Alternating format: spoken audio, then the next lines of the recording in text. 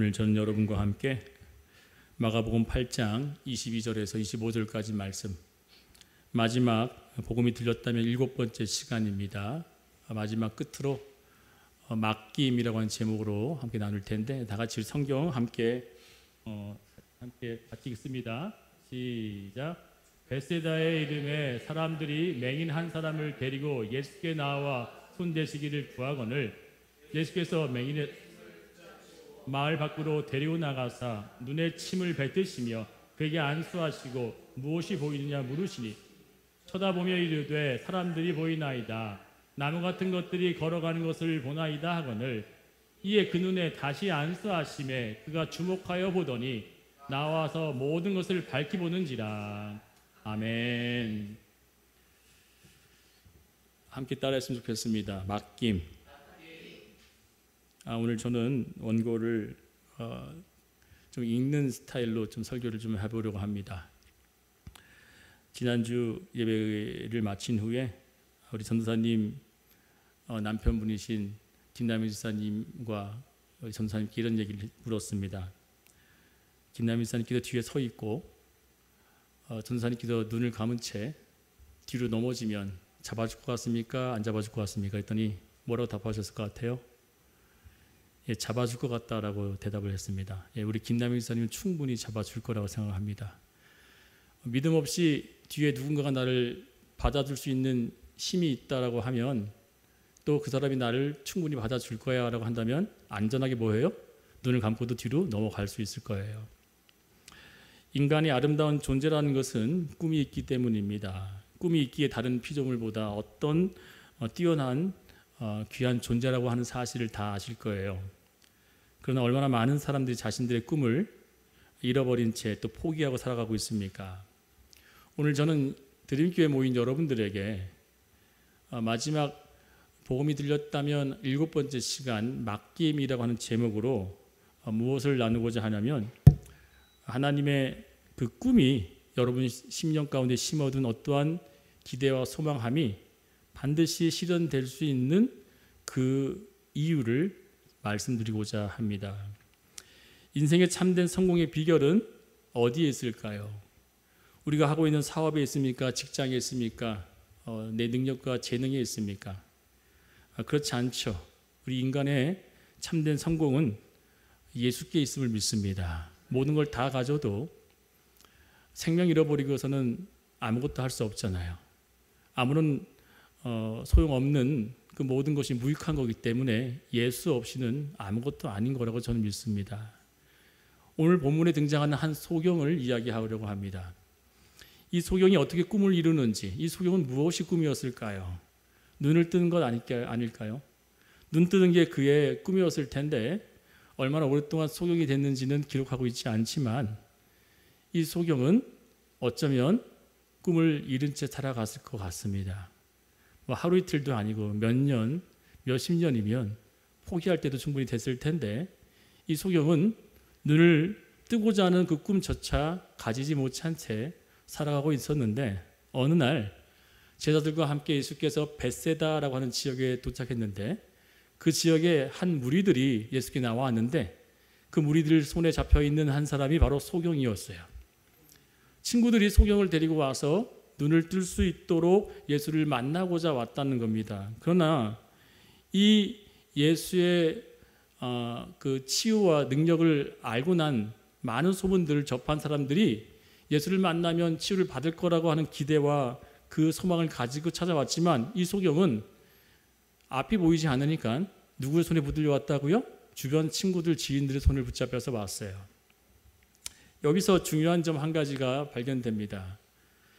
예수께 치유를 받으려고 나온 소경보다는 그를 데리고 나온 사람들이 적극적인 행동이 더 돋보여 보이죠.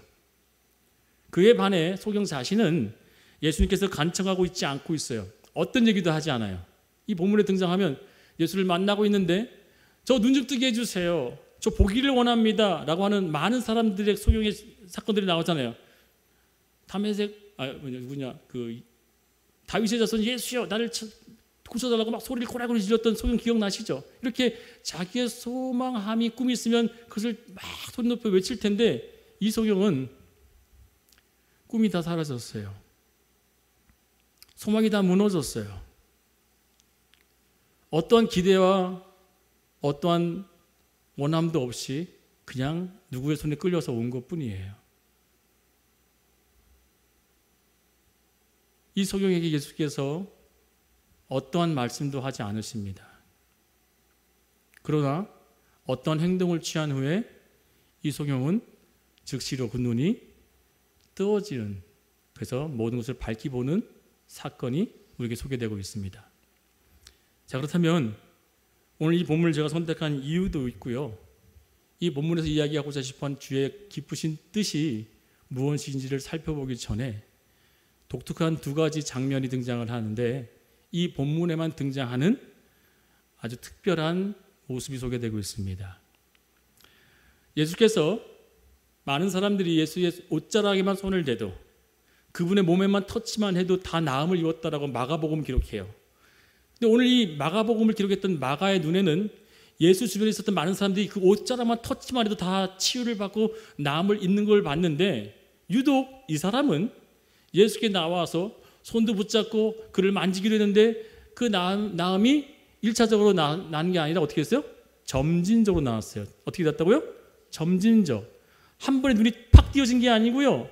희미하게 보였다가 한 번 더 안수해서 기도했더니 두 번째 밝히 봤다고 했어요. 이런 일이 처음 등장하는 거죠. 또한 두 번째 어떤 것이 독특하냐면, 자기를 찾아왔던 사람을 예수께서 고쳐주고 보내는 일들이 허다한데, 이번에는 자신을 찾아온 이 소경을 오히려 그의 손을 붙잡고 어떻게 해요? 마을 밖으로 나가셨어요. 여러분, 지금은 얘기하자면 마을 밖이 어디냐면, 옛날 사람들은요, 성을 지어놓고, 성벽을 지어놓고 그 안에 살기 것이 군락을 이루고 살았었죠. 마찬가지로 이 사람들도 지금 예루살렘 성 주변 안에, 벳세다의 한 성 안에 이렇게 군락을 이루고 살았는데, 그 마을 밖이라는 얘기는 성 밖으로 나간 거예요.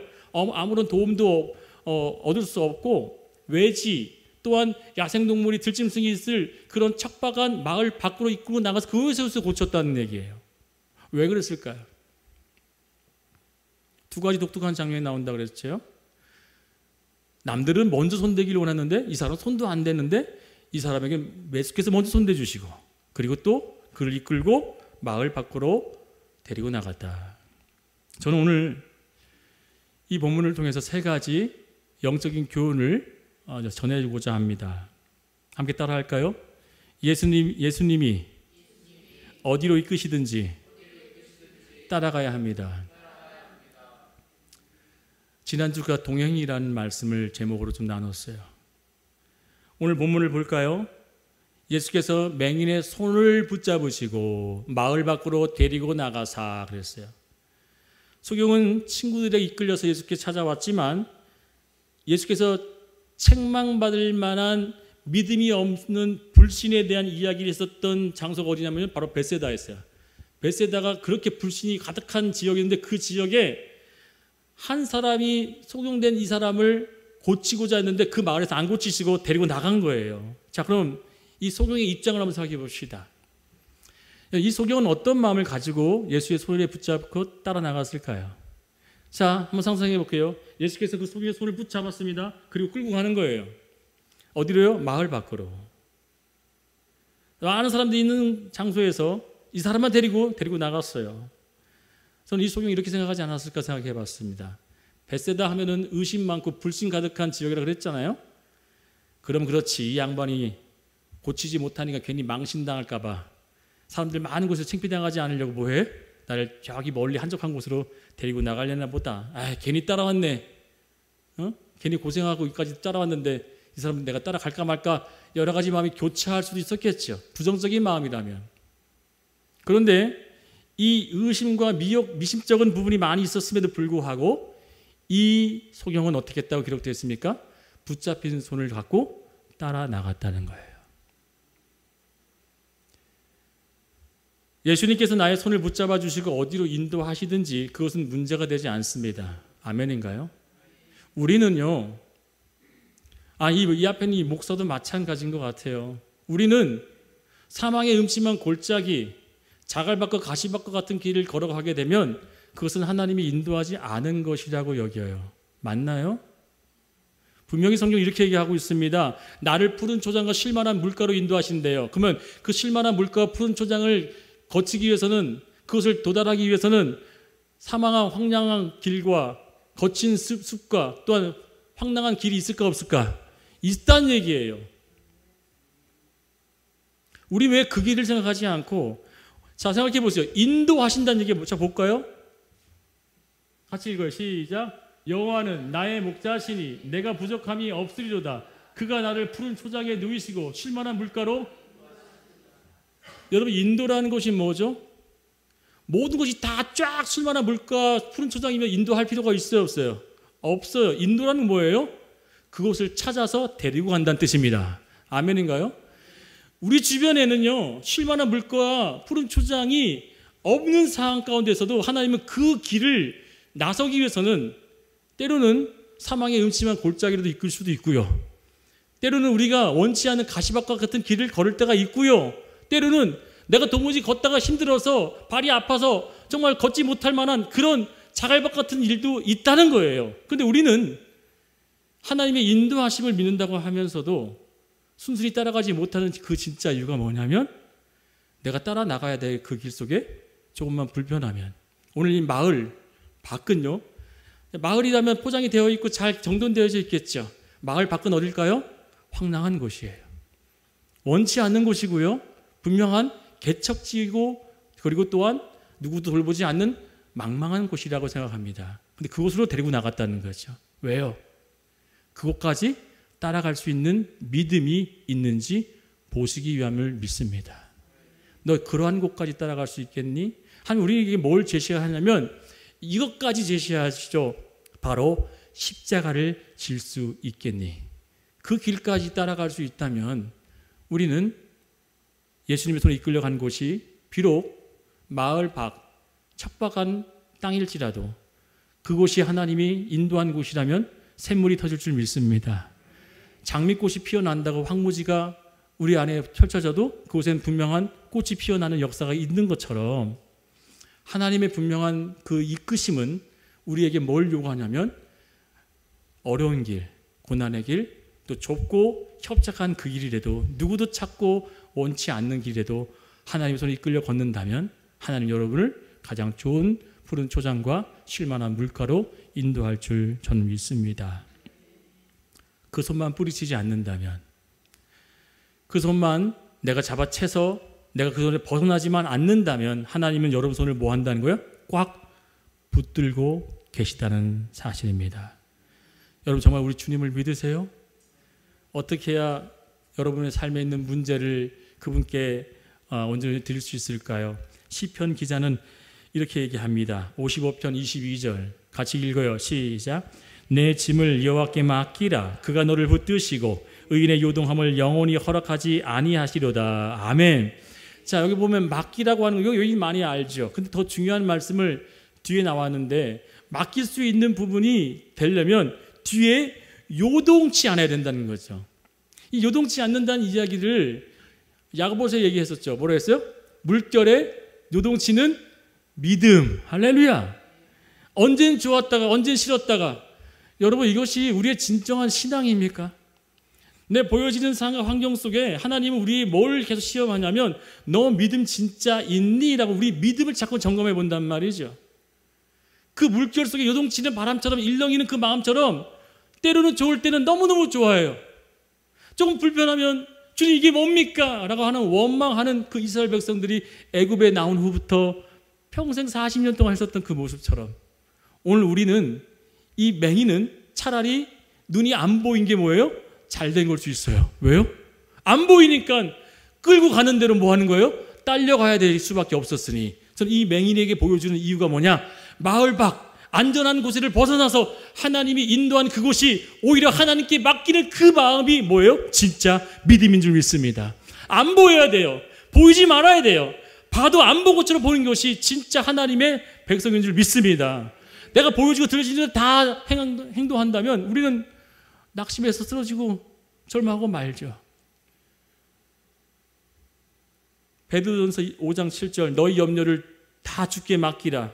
이는 그가 너희를 돌보십니다. 너무 쉬운 요청 아닙니까?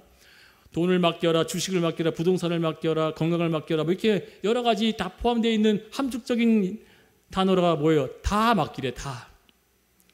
그렇다면 여러분 잘 알고 있는 또 다른 종교라고 하는 뭐 몰몬교, 뭐 이슬람, 또 뭐 이렇게 뭐 여러 가지 종교 이름이 많지만 그 중에 제가 이제 책들로 이렇게 불려지는 책이 있어요. 그들이 정경이라서 우리 이제 성경이라고 쓰면 그들이 쓰는 정경이 있는데 그 정경 코란, 불경, 몰몬경, 리그베다, 그란트 이렇게 정경으로 사용하는 각자의 종교인들이 보고 있는 책이 있는데 그 책에 절대 기록되지 않는 내용이 하나 있대요. 그들은 도덕 윤리적으로 이렇게 가르치긴 하지만 이런 얘기 한 구절이 없어요. 오직 성경에만 이런 구절이 있어요. 뭐라고요? 너희 모든 것을 나에게 맡겨라. 하나님만 하셨다는 거예요. 할렐루야. 하나님만이 너의 모든 짐을 다 나에게 맡겨라. 내가 너를 돌보고 내가 너를 인도해 내리라.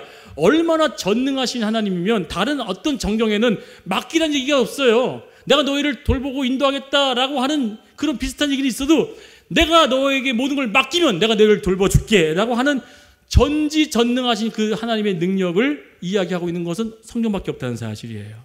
그렇다면 모든 문제를 자신에게 맡기려면요, 법적인 문제 맡기려도 돈이 들어가요, 안 들어가요? 변호사 하나 수임해도 돈이 들어가요. 문제가 크면 클수록 돈이 더 많이 들어가죠. 일이 길어지면 길어질수록 많은 돈을 지불해야 됩니다. 건강은 어떻습니까? 우리가 아프면요, 돈이 그만큼 새어나가는 일도 벌어질 거예요. 수술을 할 때도요, 큰 수술, 중대한 수술이면요, 장비를 비싼 걸 쓰게 되면 돈이 그만큼 지불되어져요. 그런데 하나님은 우리에게 뭐냐면 네가 가지고 있는 그 문제 내가 해결해 줄 테니까 나에게 맡겨, 이렇게 얘기하신다는 거죠. 우리 하나님이니까 가능한 줄 믿습니다. 그렇게 그 하나님이 오늘 저와 여러분에게 뭘 맡기라고 했냐면 붙잡은 그 손을 놓지만 말기를 축원드리겠습니다. 두 번째입니다. 하나님 옆에 가까이 붙어 있기를 바랍니다. 하나님 옆에 가까이 붙어 있는 거. 나무가 가지에 붙어 있어요? 가지가 나무에 붙어 있어요? 가지가 나무에 붙어 있죠. 붙어만 있으면 삽니다. 붙어만 있으면 하나님이 그를 책임져 주신다는 거죠. 그런데 그 뒤에 무서운 얘기가 되어 있죠. 그 나무에 붙어 있는 가지가 떨어지시면 뭐라 그랬어요? 그를 모아다가 뭐예요? 불로 사르신대요. 여러분, 이게 되게 중요한 얘기를 하는 거예요.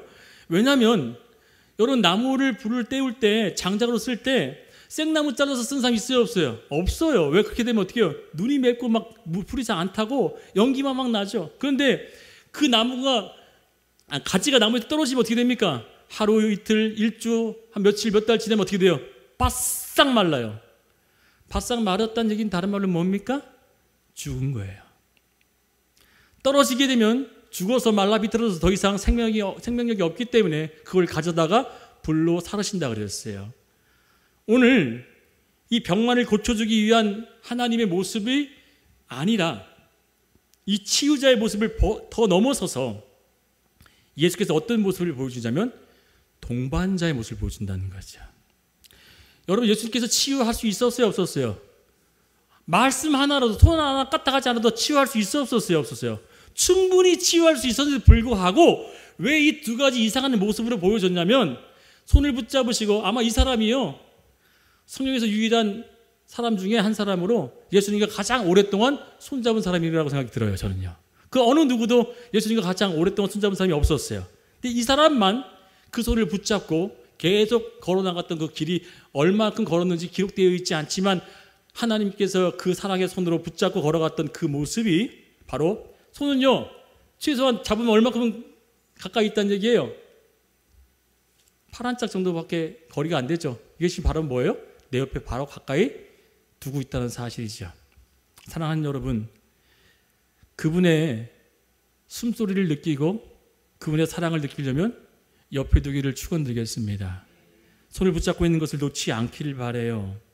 충분히 그 딱한 사정을 알고 얼마든지 고칠 수 있었던 예수께서 그의 손을 붙잡고 함께 걸으셨다는 그 이유, 그러면 걷는 동안 전 상상해 봤어요. 예수께서 과연 이 소경을 붙잡고 걸으실 때 무슨 말씀을 했을까? 여러분, 무슨 말씀을 했을까요? 무슨 대화를 나눴을까요? 저는 이런 얘기를 나누지 않았을까 제가 한번 써봤습니다. 저의 상상력이에요. 이런 내용은 나와 있지 않지만 제 상상력을 동원해서 이렇게 예수께서 말씀하지 않았을까 싶습니다. 그동안 많이 힘들으셨죠? 앞이 안 보였으니 얼마나 많은 어려움과 고통을 당하면서 사셨어요. 또한 눈이 보이지 않는다는 것은, 그런 장애를 가졌다는 것은 사람들로 하여금 저주받은 인생으로 천대받았을 텐데 괄시도 받았으며 온갖 모진 수모를 당하고 살진 않았습니까? 제가 당신 마음을 다 압니다. 당신 속사정을 제가 다 알아요. 오늘 당신이 그동안 당한 고통과 어려움에서 제가 자유롭게 해드릴 수 있습니다. 그리고 그거 아십니까? 당신은 정말 있는 모습 그대로 축복받을 사람이고요. 사랑받을 사람입니다. 힘내세요. 그리고 용기를 가지세요. 당신은 나의 은혜를 받을 수 충분한 사람인 줄 전 이야기해주고 싶었어요. 저는 이런 얘기를 제가 듣고 싶었어요. 이런 속삭임이 제 귀에 들려지는 것 같았습니다. 어느 정도로 상심한 마음을 들고 섰던 이 소룡에게 예수께서 말씀하신 거죠. 그리고 이야기해 주는 시간이 바로 손을 붙들고 그와 함께 나란히 걸었다는 사실입니다. 사랑하는 여러분, 치유가 먼저가 아니더라고요. 고침이 먼저가 아니더라고요. 그의 마음에 하나님의 위로와 사랑이 먼저인 줄 믿습니다. 하나님은 그 영혼에게 사랑과 위로와 소망을 먼저 주시는 분이신 줄 저는 오늘 이 본문을 통해서 발견했어요. 복음이 들렸다면 우리의 문제만을 해결하는 분이, 문제만을 우리에게 해결해 주는 것이 아니라, 문제 해결사가 아니라 뭐 하시는 분이라고요? 사랑을 주시는 분이라는 거예요. 그 걷는 기간, 시간, 그 분초마다 예수의 사랑은 그에게 계속 전해졌을 거예요. 힘내세요. 얼마나 고통 많았어요. 얼마나 어려움을 많이 겪었어요. 그러나 내가 이제는 당신에게 소망이 되어줄 수 있습니다. 라고 하는 그 과정이 저와 여러분에게도 되기 원하신다면 그분에게 붙어있기를 축원드리겠습니다. 꼭 붙어있기를 축원드리겠습니다. 그분은 여러분을 끝까지 이끄시고, 시편 기자는 이렇게 얘기합니다. 같이 읽어요. 시작. 상한 갈대를 꺾지 아니하며 꺼져가는 등불을 끄지 아니하고 진실로 정의를 시행할 것이며. 아멘. 가슴이 얽매이고 상한 심령으로 가득 차 있는 사람에게 여러분 믿음이 생겨날 수 있을까요? 이거 불가능합니다. 아니, 제가 경험해봐서 알아요. 가슴이 터질 듯한 슬픔과 고통과 아픔의 고통이 있는데 그 사람이 믿음 가지라고 하면 믿음 가져질까요? 아니요. 안 가져져요. 매우 무책임한 얘기예요. 그 믿음 갖고 사세요. 던지기 쉽죠. 그러나 이 소룡에게는 하나님께서 뭘 먼저 주셨냐면 마음을 만지시고 위로하셨다는 사실이에요. 그동안 걸어왔던 그 모든 인생 가운데 내가 다 안다고 하는 그 예수의 사랑의 고백이 여러분과 저의 귓가에 들리기를 축원드리겠습니다. 아멘. 세 번째입니다. 이 부분에서 제가 가슴이 많이 벅차 올랐어요. 같이 따라 할까요? 끝까지 기대를 하신다. 예수께서는 우리에게 끝까지 기대를 하세요. 우리의 믿음을 방해하는 가장 큰 장애가 뭔지 아십니까? 우리 믿음을 가장 크게 방해하는 요소가 외부가 아니더라고요. 내 안에 있는 내 자신의 내부에서부터 시작되더라고요. 나는 어쩔 수 없다고 하는 자포자기, 난 도무지 불가능하다라고 하는 나 스스로의 절망, 또 이렇게 부족한 나를 하나님 정말 살피시고 돌보시고 인도해 줄 수 있을까라고 하는 나만의 스스로 빠져버리는 나의 절망 속에 있는 패배감, 이것이 오히려 더 커서 예수께서는 그런 우리에게 지금 말씀하시는 것 같아요. 그냥 팔자나 고치고 내 환경 상황으로만 잘 펴져 있고 사는 그 인생이 아니라 하나님은 우리에게 또 넘어지고 또 실패하고 또 무너져도 하나님 우리에게 뭘 기대하시는지 아십니까? 오늘 본문에 제가 너무너무 감격되어지는 그 단어가 뭐냐면 바로 다시라고 하는 단어였어요. 뭐라고요? 다시. 이 원문을 봤더니 이 다시라고 하는 단어는 처음부터라는 거예요. 새롭게. 너 지금 넘어졌으면 그곳에부터 다시 시작하면 돼. 다시 시작할 수 있어. 새롭게 되어질 수 있어 라고 하는 거예요. 자, 한번 볼게요. 예수께서 예수님의 능력이 없어서 눈이 반쯤 띄어졌을까요? 첫 번째 기도했어요. 봐라, 내가 뭔가 희미하게 보인대요. 누구의 문제였을까요? 예수님의 문제는 100% 아니겠죠. 왜요? 예수님은 전능하신 분이니까. 누구의 문제였어요? 당사자였던 이 벳세다 지역에 살고 있었던 불신이 가득했던 이 소경의 문제 때문에 의심으로 해서 반쯤 희미하게 보였던 그것을 어떻게 해요? 예수께서 어떻게 하시냐면 다시 안수하사랬어요. 책망하지 아니하시고, 야, 너 이런 믿음 갖고 뭐 틀어야겠어 라고 그를 나무라지 아니하시고 다시 그 손을 들어 안수하시고 그에게 손을 대며 기도할 때 그의 눈이 활짝 열렸다는 사실이에요. 이 다시가 저에게 너무너무 감동돼요. 우리 넘어졌던 과거, 우리의 못 남았던 우리의 모습들, 하나님은 죄송하지만 저는 기억도 하지 않아요. 근데 우리 인간은 꼭 그걸 문제 삼고 기억해요. 그것에 계속 얽매여 살아요. 그거에 묶여서 살아버려요. 그러나 여러분, 사랑하는 주님교회 여러분, 하나님은 여러분을 늘 새롭게 보신다는 사실을 믿으시길 축원드리겠습니다. 오늘도 새롭게 보세요. 지금도 새롭게 보신다고요. 늘 새롭게. 여러분을 처음부터 다시 보시는 그 하나님의 새로우심이 오늘 저와 여러분에게 마지막 이 복음이 들렸다라고 하는 맡김은 하나님이 나에게 뭐 할 수 있다는 거예요? 오늘도 새롭게 하시는 그분을 믿는다면 맡길 수 있을 줄 믿습니다. 내 모든 과거의 짐, 무거운 것들 다시 맡길 수 있는 것, 내 과거 실패, 낭망, 죄악들 다시 맡길 수 있는 진짜 이유는 하나님은 오늘도 여러분을 새롭게 보시는 줄 믿습니다.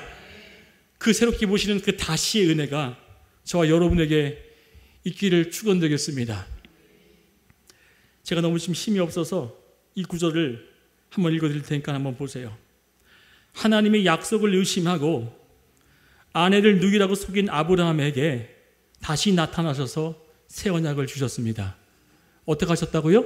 다시 나타나셔서 새 언약을 주셨어요. 아멘. 의심해서 애굽으로 떠나갔었던 이 아브라함에게 다시 나타나셔서 또 언약을 주세요. 할렐루야. 또한 하나님의 명령을 어기고 다른 길로 도망가다 실패했던 요나에게 다시 찾아오셔서 사명을 주셨어요. 할렐루야. 도망했던 요나에게 다시 찾아오셔서 그에게 또 말씀하시고 사명을 주세요. 예수님을 누군지 모른다고 부인했던 베드로에게 예수께서 다시 찾아가셔서 뭐예요? 그에게 또 다른 복음을 허락해 주셔요. 사랑하는 여러분, 하나님은 우리에게 또 다시 새롭게 하시는 그분은 바로 저와 여러분이 사랑하는 예수님인 줄 믿습니다. 그분께 맡겨보세요. 지금 갖고 있는 문제, 지금 갖고 있는 겪는 어려움들, 그분의 손이 붙들려만 있으면 하나님은 새롭게 하시고 다시 우리를 온전케 되어질 줄 믿습니다. 사람에게 있어 실패는 하나의 과정일 뿐입니다. 맞죠? 사람에게 있어서 하나의 실패는요, 그냥 하나의 과정일 뿐이에요. 그런데 실패가 우리의 인생의 전부가 아닙니다. 그러면 어떠한 자가 하나님의 온전한 복을 받을까? 같이 볼까요? 같이 읽습니다. 시작. 야곱의 하나님을 자기의 도움으로 삼으며 여호와 자기 하나님께 자기 소망을 두는 자는 복이 있도다. 아멘. 아멘인가요? 다시 한번 읽어요. 시작. 야곱의 하나님을 자기의 도움으로 삼으며 여호와 자기 하나님에게 자기의 소망을 두는 자는 복이 있도다. 하나님께서 그분의 길을 인도하시고 예비하신 가장 복된 약속은 바로 자녀가 아버지가 되는 이 놀라운 하나님의 은혜로 저와 여러분은 어떠한 상황 속에서도 그분이 나의 아버지시고 나는 그분의 자녀라고 하는 이 사실을 온전히 믿고 맡기는 한 주간 되기를 축원드리겠습니다. 세 가지입니다. 다시 한번 기억해 주세요. 어디를 인도하든 그곳으로 따라가겠다고 하는 마음 가지기를 축원드리겠습니다. 그리고 그분의 꼭 옆에 붙어 있기를 바랍니다. 그리고 마지막 세 번째는 나를 끝까지 기대하시고 있다는 사실을 잊지 마시길 바랍니다. 그러면 이 모든 것을 맡길 수 있어요. 오늘 이 소경은 절대적 맡김으로 치유를 받았던 사건을 보여주는 놀라운 하나님의 은혜가 담겨있는 구절이었어요. 그냥 병 고치고 끝나는 일이 아니라 그의 마음을 만지시고 그에게 소망을 두게 만드시고 그에게 또다시 실패했던 그에게 다시 역사하시는 하나님의 모습이 담겨있는 하나의 사건이었지 병 고친 사건이 아니었다는 겁니다. 사랑하는 여러분, 이 사건이 저와 여러분이 동일하게 있다면 우리는 이번 주 한 주간만큼 철저히 하나님께 맡기는 인생으로 사시기를 축원드리겠습니다. 아멘. 기도할게요.